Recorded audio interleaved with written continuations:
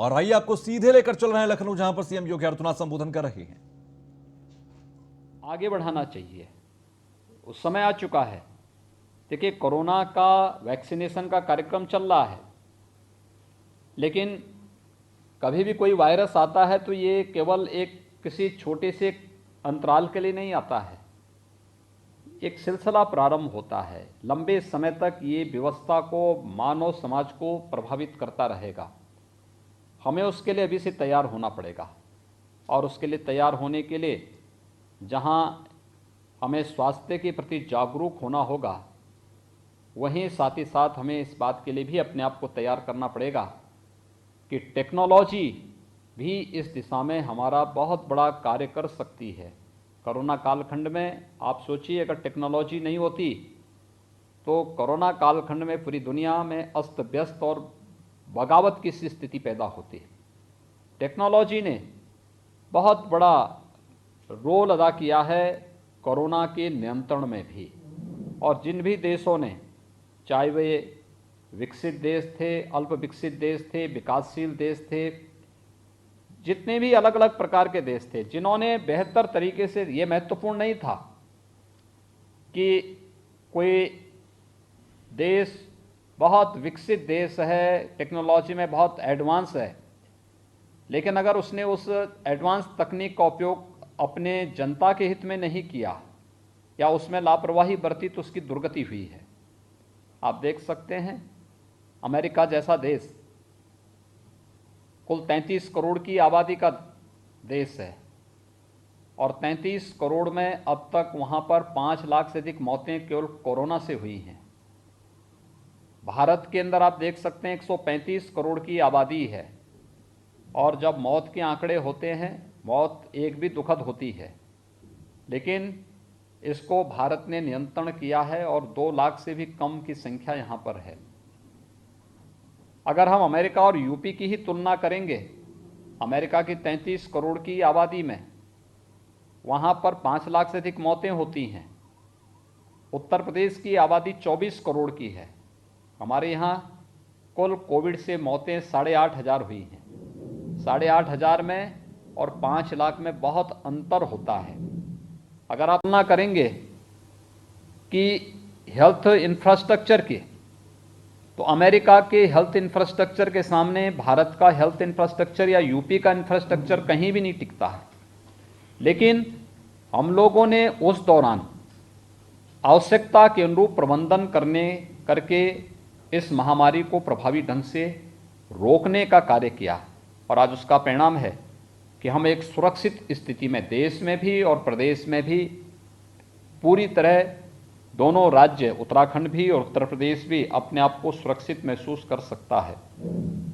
भारत एकमात्र देश है दुनिया के अंदर जिसने 2-2 वैक्सीन एक साथ लॉन्च की हैं, और वैक्सीन न केवल भारत के नागरिकों को, हेल्थ वर्कर्स को लग चुकी हैं, कोरोना वॉरियर्स को वर्तमान में लग रही हैं, बल्कि अपने मित्र देशों को भी वैक्सीन देने का कार्य भारत ने किया है। कितना बड़ा चेंज हर एक स्तर पर देखने को मिल रहा है। हमें भी इसके साथ जुड़ना पड़ेगा, और मुझे बहुत प्रसन्नता है कि कोरोना जैसी महामारी ने हमें तकनीक के साथ, मजबूरी में ही सही, लेकिन कुछ तो जोड़ने का प्रयास किया, कुछ तो जोड़ा है, लेकिन इसमें और तीव्रता लाने की आवश्यकता है। ये डिजिटल लाइब्रेरी इस महाविद्यालय के लिए बहुत लाभदायक हो सकती है, और इसलिए हो सकती है कि आज तो आपने देखा होगा कि कोरोना कालखंड में विगत 1 वर्ष के दौरान लाखों ऐसे कंटेंट डिजिटल फॉर्म में आपको अब प्राप्त हो जाएंगे, और अलग अलग जो पोर्टल बने हैं, जो ऐप तैयार हुए हैं इस दिशा से, इन्हीं सब का उपयोग करते हुए भी हम अपने पाठ्यक्रम को बहुत व्यवस्थित तरीके से आगे बढ़ाने का कार्य कर सकते हैं।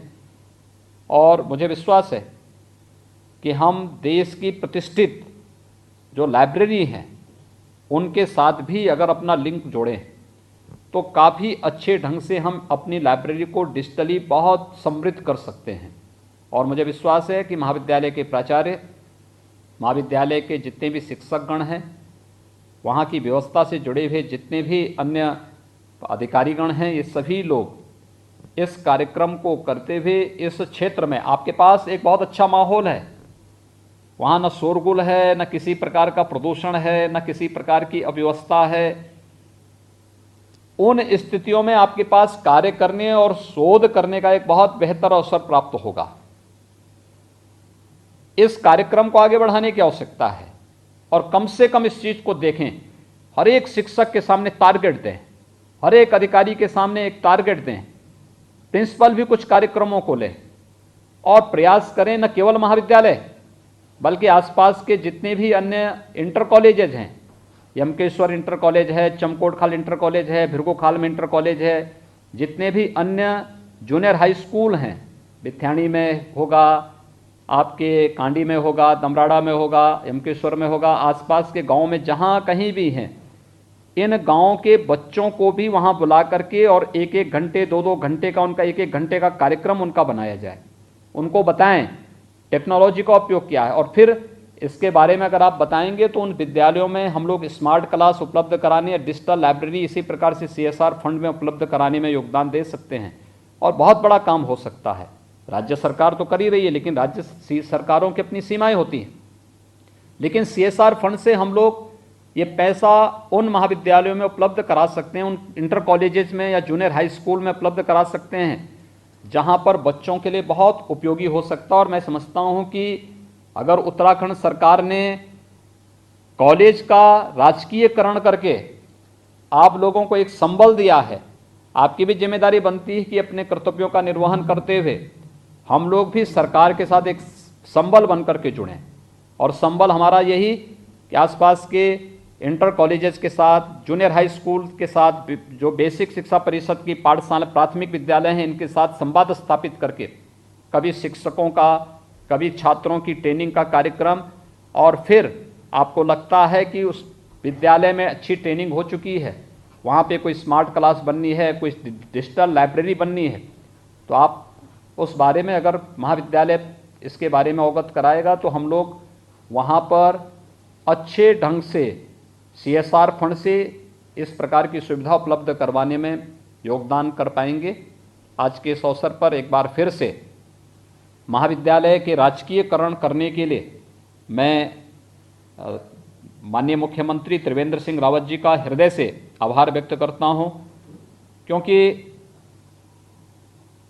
ये महाविद्यालय वहाँ की आवश्यकता थी और मैं समझता हूँ कि कोविड नहीं होता तो वहाँ छात्रों की संख्या काफ़ी अच्छी अभी बढ़ेगी।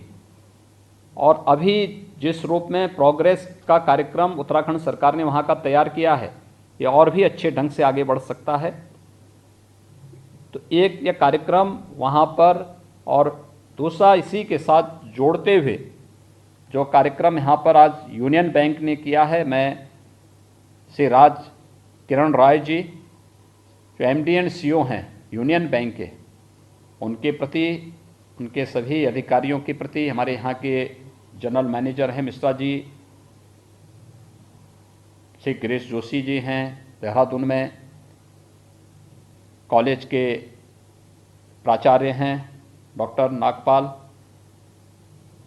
एडमिनिस्ट्रेटिव जो ऑफिसर हैं श्री महेंद्र सिंह बिष्ट, और भी अन्य जो वहाँ के अन्य अधिकारीगण हैं, इन सबको एक बार फिर से मैं इस अवसर पर बधाई देता हूं, अपनी शुभकामनाएं देता हूं और विश्वास व्यक्त करता हूं कि हम लोग इस अभियान को अगर आगे बढ़ा पाएंगे तो बहुत सारे नए हमारे युवाओं का कल्याण का मार्ग इससे प्रशस्त हो पाएगा।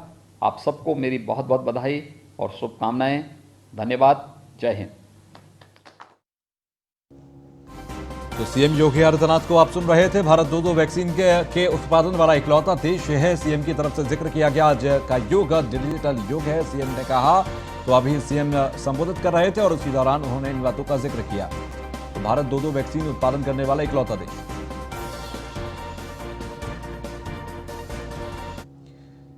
तो अब से कुछ देर में IG लक्ष्मी सिंह करेंगी उन्नाव कांड का पर्दाफाश। IG लखनऊ लक्ष्मी सिंह की प्रेस कॉन्फ्रेंस अब से कुछ ही देर में होगी। कल 4 लोग हिरासत में लिए गए थे। हिरासत में लिए गए 2 लोगों को गिरफ्तार कर लिया गया है और IG लखनऊ लक्ष्मी सिंह अब से कुछ ही देर बाद प्रेस कॉन्फ्रेंस करेंगी।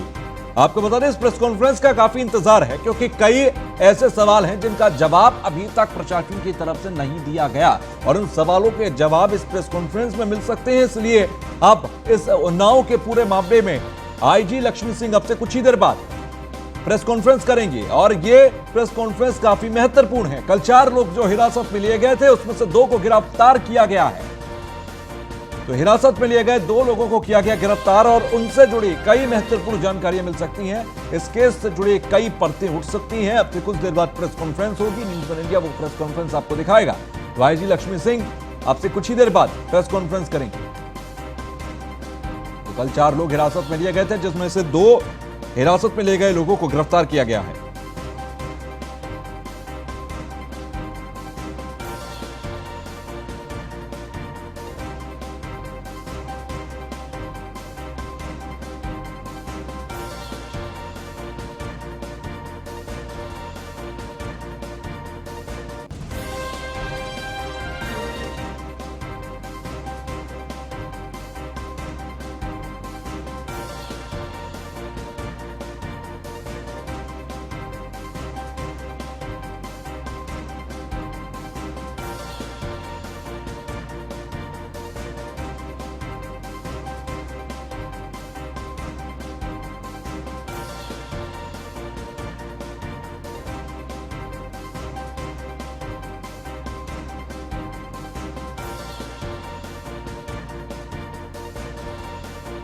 तो हिरासत में लिए गए 2 लोगों को गिरफ्तार किया गया है और 4 लोग कल हिरासत में लिए गए थे। उन्नाव का ये पूरा मामला, जहां पर 3 युवतियां जंगल में बंधी हुई मिली थी, जिनमें से 2 की मौत हो चुकी है और एक अस्पताल में जिंदगी और मौत की जंग लड़ रही है। रमन गुप्ता हमारे संवाददाता उन्नाव से हमारे साथ जुड़ गए हैं।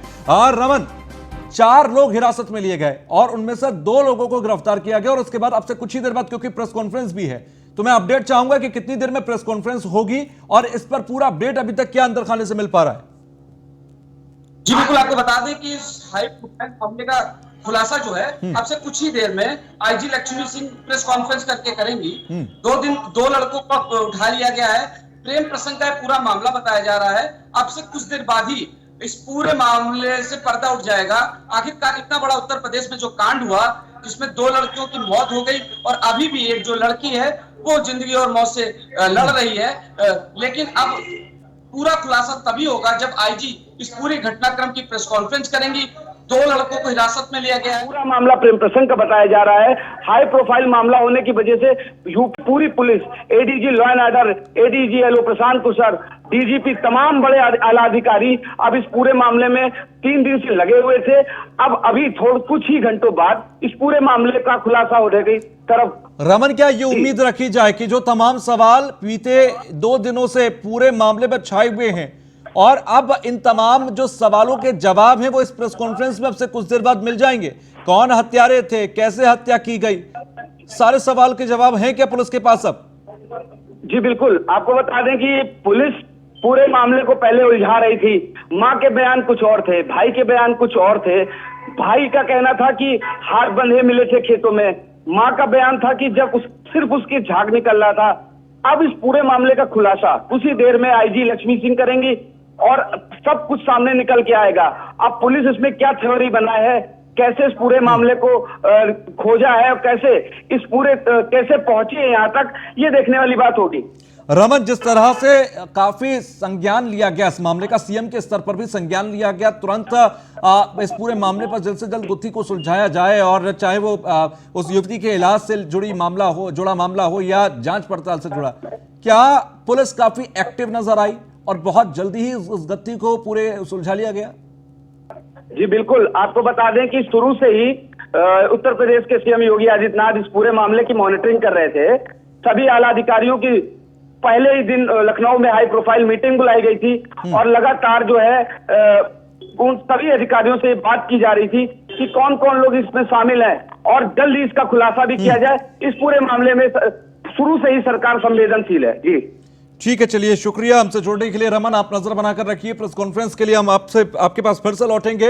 फिलहाल के लिए शुक्रिया। तो कुछ देर में आईजी लखनऊ लक्ष्मी सिंह करेंगे प्रेस कॉन्फ्रेंस और उन तमाम सवालों के जवाब इस प्रेस कॉन्फ्रेंस में मिलेंगे। उन तमाम परतों को हटता हम देख सकते हैं इस प्रेस कॉन्फ्रेंस में। अब से कुछ देर बाद प्रेस कॉन्फ्रेंस होगी और न्यूज वन इंडिया वो आपको प्रेस कॉन्फ्रेंस दिखाएगा। हिरासत में लिए गए 2 लोगों को गिरफ्तार किया गया, यह सबसे महत्वपूर्ण अपडेट अभी तक का है, क्योंकि अगर इन 2 लोगों को गिरफ्तार लिया गया तो यह माना जा सकता है कि पुलिस हथियारों के बेहद नजदीक पहुंच चुकी है। चित्रकूट के बसिंगा गांव के अंदर बड़ा हादसा हुआ है। मिट्टी का टीला ढहने की वजह से 3 लोगों की मौत हो गई है।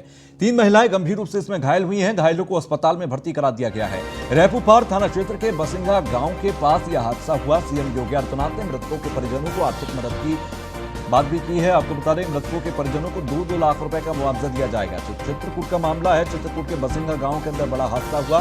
3 महिलाएं गंभीर रूप से घायल हुई हैं। घायलों को अस्पताल में भर्ती भी कराया गया। तो मिट्टी का टीला ढहने से 3 लोगों की मौत हुई है। रेपूपार थाना क्षेत्र के बसिंगा गांव के पास यह हादसा हुआ है चित्रकूट में।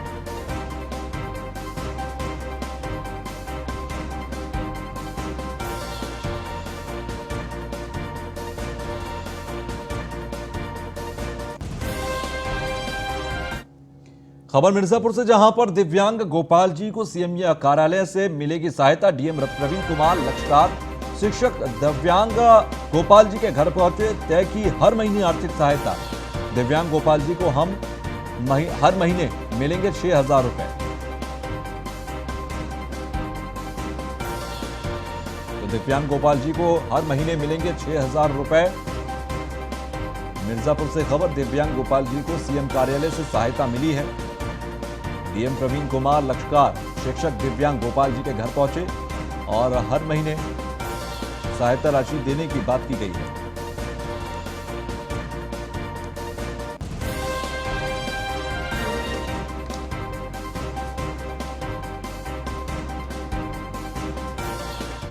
और ये आपको सीधे प्रयागराज लेकर चल रहे हैं, जहां पर संघ प्रमुख मोहन भागवत पहुंचे हुए हैं। और ये तस्वीर आप देखिए गंगा के घाट से, संगम से ये तस्वीर, जहां पर संघ प्रमुख मोहन भागवत पहुंचे हुए हैं। ये तो पानी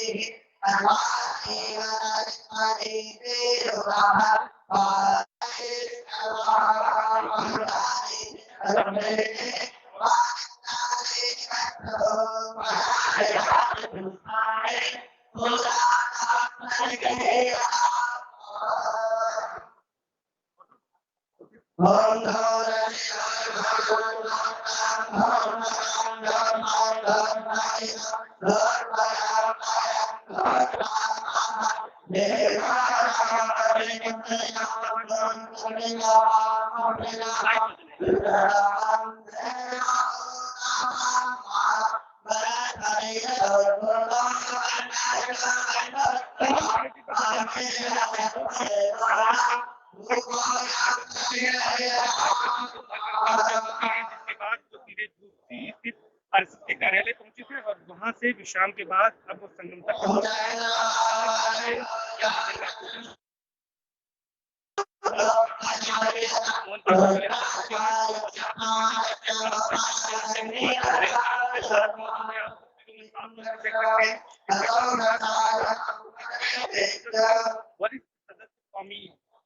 सरस्वती मौजूद है और मंच पर इसमें तमाम अन्य जो बीएसपी के पदाधिकारी हैं, आरसीसी पदाधिकारी अधिकारी वो भी मौजूद हैं और यहाँ पर आरती का कार्यक्रम हो रहा है और इसके साथ ही साथ मां गंगा का पूजन और अभिषेक यहाँ पर किया जा रहा है। वैदिक ब्राह्मण जो है वो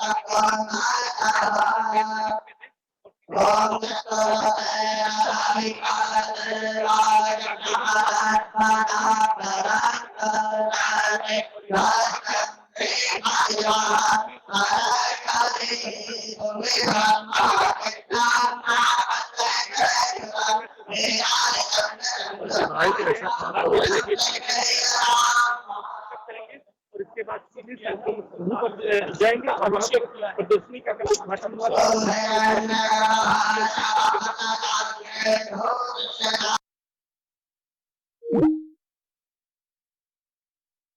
तो प्रयागराज से ये तस्वीर हम आपको दिखा रहे हैं संगम तट से, जहां पर संघ प्रमुख मोहन भागवत पहुंचे हुए हैं और पूजा अर्चना करते नजर आ रहे हैं। जो तस्वीरें हम आपको दिखा रहे हैं, दूर मंच पर मोहन भागवत मौजूद हैं और पूजा अर्चना मां गंगा की कर रही हैं संगम के तट पर। संगम की रेती को नमन करते हुए, अर्चन करते हुए ये संघ प्रमुख मोहन भागवत की तस्वीर प्रयागराज से हम आपको दिखा रहे हैं। तो महामंडलेश्वर नरेंद्र गिरी कार्यक्रम में मौजूद हैं। ये प्रयागराज से तस्वीर, संगम तट पर संघ प्रमुख मोहन भागवत मौजूद हैं।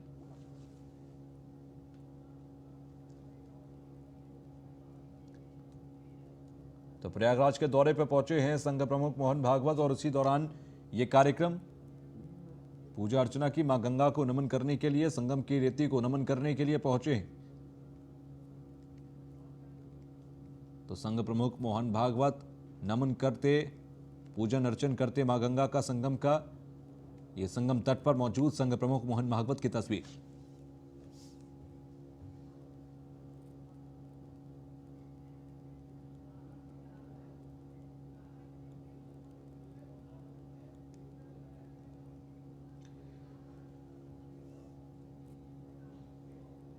और इसी बीच एक बड़ी खबर हम आपको दे रहे हैं। उन्नाव कांड पर आईजी लक्ष्मी सिंह की प्रेस कॉन्फ्रेंस।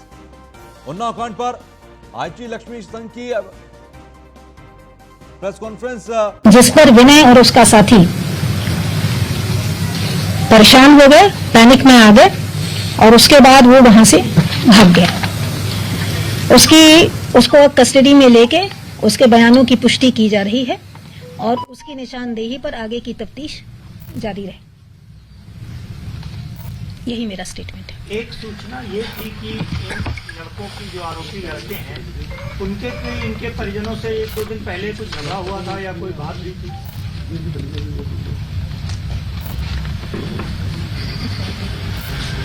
ऐसी सूचना हमें भी प्राप्त हुई है, लेकिन इसकी अभी तक तस्दीक नहीं हो पाई है और इस दिशा में भी टीम भेज के सत्यापन कराया जा रहा है। ये कीटनाशक किस तरीके का था, सल्फास था या क्या था, इसके बारे में? इसके केमिकल नेचर पर अभी हम कमेंट नहीं कर पाएंगे, लेकिन उसने ये बताया है कि गेहूं की बुआई के समय इस्तेमाल होने वाला घर पर उपलब्ध कीटनाशक का पैकेट उसने इस्तेमाल किया है। वो मारना सिर्फ एक लड़की को चाहता था और जी हाँ, लड़कियों ने पिया है। जी हाँ, मारना वो एक के लिए गया था, इसीलिए उसने 2 बोतल पानी रखा था, एक बाकी के लिए, एक उस लड़की के लिए। लेकिन जब इन दोनों लड़कियों ने अपनी बहन के हाथ से छीनकर पानी पीना चालू किया, इसने रोकने की कोशिश की, वो नहीं मानी, तो ये नहीं बता पाया, जाहिरा तौर पर ये नहीं बता पाया कि पानी में कुछ मिला है। तो एफआईआर में लिखा गया है कि उनके गले के आसपास दुपट्टा बंधा हुआ था, उसका कोई एक्सप्लेनेशन नहीं। इसके कन्फेशन के मुताबिक इसने कुछ भी हाथ पैर नहीं बांधा था। लड़कियां जब बेहोश होकर गिर गईं, उनके मुंह से झाग आने लगा, तो इसने उठा के उनको उनके लाही के खेत में मेड़ होके डाल दिया और वहां से दोनों भाग गए। इन्हीं दोनों को भागते हुए हमारे मुखबिर के द्वारा देखा गया था। परिवार वालों का आरोप था कि इनके हाथ पांव बंधे हुए थे, उसी दुपट्टे से बंधे हुए थे और उन लोगों ने खोला उसे। हाँ। नहीं, कोई ऐसा क्या उसने ऐसा एक परिवार के एक सदस्य द्वारा दिया गया था परिवार के उस सदस्य द्वारा मौके पर पहुंचकर सबसे पहले पहुंचकर बच्चियों को नहीं देखा गया था। जो सबसे पहले मौके पर पहुंचे थे उनके पीछे एक बच्ची की मां भी पहुंची थी। उस बच्ची का मां का स्टेटमेंट कल आया था। पोस्टमार्टम की रिपोर्ट में किसी भी प्रकार का लाइगेचर मार्क या किसी भी प्रकार की एंटीमार्टम इंजरी नहीं आई है। आरोपी द्वारा अपने कन्फेशन में इस बात को नकारा गया है। इस बात से उससे कड़ाई से पूछताछ भी की गई थी, लेकिन उसके द्वारा नकारा गया है। चूंकि उनके दोस्ताना संबंध थे, वो रोज बैठ के कुछ खाते पीते थे, गपशप करते थे। इसी विश्वास में बच्चियों ने उसका दिया हुआ नमकीन खाया, उसका दिया हुआ पानी पिया, और वो बात करते जब पानी पीते ही वो गिर गए और उनके मुंह से झाग आना शुरू हुआ, तब ये पैनिक में उठ के भागा है। मैम, क्या इसमें और भी कुछ लोगों के शामिल होने की संभावना है? अभी तक के घटनाक्रम में जैसा परिस्थितिजन्य साक्ष्य हमें मिले हैं, कल कॉम्बिंग के दौरान जैसे साक्ष्य मिले थे और आज जो मुखबिर की सूचना थी, इन 2 लोगों को ही दौड़ते हुए देखा गया था और 2 को पूछताछ में अभी तक उनके द्वारा किसी अन्य का नाम नहीं लिया गया है।